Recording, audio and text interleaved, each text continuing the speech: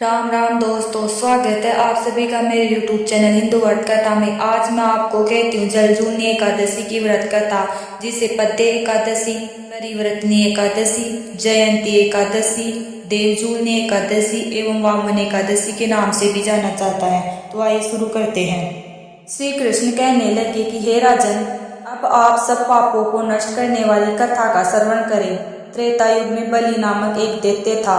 वह मेरा परम भक्त था। विविध प्रकार के वेद सूक्तों से मेरा पूजन किया करता था और नित्य ही ब्राह्मणों का पूजन तथा यज्ञ के आयोजन करता था। लेकिन इंद्र से द्वेष के कारण उसने इंद्रलोक तथा सभी देवताओं को जीत लिया। इस कारण सभी देवता एकत्रित होकर सोच विचार कर भगवान के पास गए। बृहस्पति सहित इंद्रादि देवता प्रभु के निकट जाकर और नतमस्तक होकर वेद मंत्रों द्वारा भगवान का पूजन और स्तुति करने लगे। अतः मैंने वामन रूप धारण करके 5 अवतार लिया और फिर अत्यंत तेजस्वी रूप से राजा बलि को जीत लिया। इतनी वार्ता सुनकर राजा युधिष्ठिर बोले कि हे जनार्दन, आपने वामन रूप धारण करके उस महाबली दैत्य को किस प्रकार जीता? श्री कृष्ण कहने लगे, मैंने वामन रूपधारी ब्रह्मचारी बलि से 3 पग भूमि की याचना करते हुए कहा, ये मुझको 3 लोक के समान है और हे राजन, यह तुमको अवश्य ही देनी होगी। राजा बलि ने इसे तुच्छ याचना समझकर 3 पग भूमि का संकल्प मुझको दे दिया और मैंने अपने त्रिविक्रम रूप को बढ़ाकर यहाँ तक कि भूलोक में पद, भूलोक में जंगा, स्वर्गलोक में कमर, महलोक में पेट, जनलोक में हृदय, यमलोक में कंठ की स्थापना कर सत्यलोक में मुख, उसके ऊपर मस्तक स्थापित किया।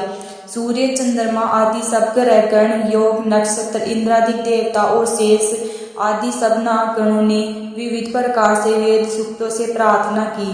तब मैंने राजा बलि का हाथ पकड़कर कहा कि हे राजन, एक पद से पृथ्वी, दूसरे से स्वर्गलोक पूर्ण हो गए, अब तीसरा पद कहाँ रखूं? तब बलि ने अपना सिर झुका लिया और मैंने अपना पैर उसके मस्तक पर रख दिया, जिससे मेरा वह भक्त पाताल को चला गया। फिर उसकी विनती और नम्रता को देखकर मैंने कहा कि हे बलि, मैं सदैव तुम्हारे निकट ही रहूंगा। विरोचन पुत्र बलि से कहने पर भाद्रपद शुक्ल एकादशी के दिन बलि के आश्रम पर मेरी मूर्ति स्थापित हुई।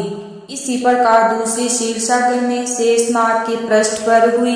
हे राजन, इस एकादशी को भगवान शयन करते हुए करवट लेते हैं, इसलिए तीनों लोकों के स्वामी भगवान विष्णु का उस दिन पूजन करना चाहिए। इस दिन तांबा, चांदी, चावल और दही का दान करना उचित है।